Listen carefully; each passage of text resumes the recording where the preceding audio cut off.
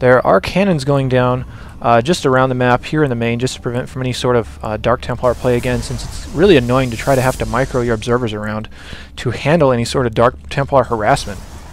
In particular, since his robotics is over here in this hidden expansion. But now we're going to check the income tab and see that both players are relatively even. So Calms, being on 3 base, is not getting much more of an income boost, about a 400 mineral income boost compared to his opponent, but the harvesters are almost exactly the same. If he got all these fields saturated, he would have a ridiculous economy, and you can see he expects that by throwing down 3 extra gateways. As Force is pushing in here for Dahl, we're going to try to deal with these Blinkstalkers. Blinkstalkers blinking up out into the high ground, which is a great choice.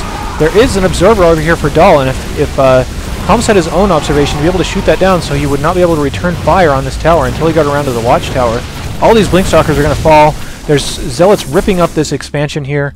You have to think that, considering how bad of a situation Calms is in now down behind by about 45 supply, will likely tap out of this game fairly soon. These Archons are just going nuts on these buildings. These Charged Zealots having a lot of fun as well. I don't think there's any way Calms is going to be able to hold this off. He is rather moving those extra 3 gateways to his main in order to try to make a stand at his ramp, but at this point he has completely lost map control, completely lost an expansion that he invested a lot into, especially by having his robotics there, and Dahl is in a commanding lead right now. The cell is trying to chase down the Stalker, and you can see that not only does that charge make them run really fast in an opponent, but it actually improves their base speed, so they can actually keep up with Stalkers, whereas by default Stalkers are reasonably faster than Zealots. There's another ninja expansion going down here for Calms here on the left side. He's still not taken his natural. I don't know what the deal is with that, or if he's just really trying to mess with his opponent, but at this point he needs to do anything and everything he possibly can to try to get back in this game because he is so far behind. You can see 2 forges going down now for Dahl, an additional nexus at the gold as we just saw it dropped in front of us, and a Templar Archives is now being started for Calms, and I'm trying to see if I can figure out where that is.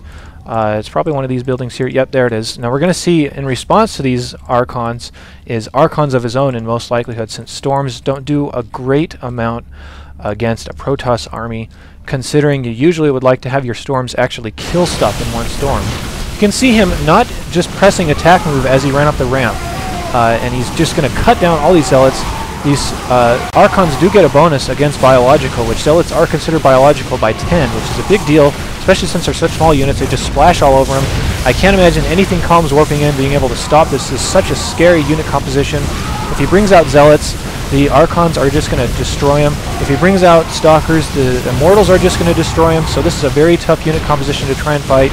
You can see him still trying to micro as hard as he can in order to try to hold this off, but this is basically it, as this is mainly all of his production.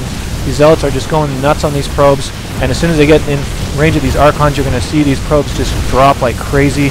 Almost none of them make them out. Only 4 probes out of, I would guess, probably the 35 that were in there made it out.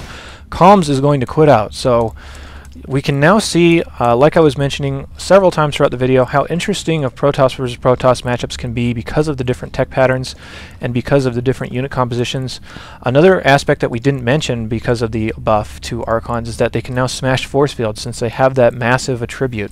They also cannot be lifted up by Phoenix, so it makes Archons really powerful in this matchup, and I imagine if you're Protoss, you're either going to be using Archons of your own, or if you're fighting Protoss, you're going to start seeing them putting out more Archons just because of that massive trait that they got in the buff, as well as the 1 range upgrade. They used to only have 2 range, now they have 3.